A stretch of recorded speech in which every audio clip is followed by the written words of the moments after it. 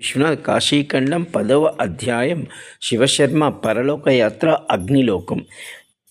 ఏదైనా ఒక్కసారి ఆరబెట్టితే దాన్ని కుసింపచేయగలిగిన వాడు, బంగారు శక్తి లేక వీర్యంలా ఉన్నటువంటి వాడు, అర్పించిన దానిని భక్షించేవాడు, అందరిని వేడిగా భావించేవాడు, గాలిని వాసనగా కలిగినవాడు, 7 జిహ్వలు కలిగినవాడు అనగా ఈ యొక్క సూర్యభగవాను అగ్నికి కాళి, కరాల, మనోజవ, సులోహిత, సుద్మవ వర్ణ, స్పృంగి, విశ్వధార అనేవి 7 నాలుకలు కలిగినటువంటి అగ్నిదేవుని యొక్క జ్వాలలుగా చెప్పడం జరిగింది.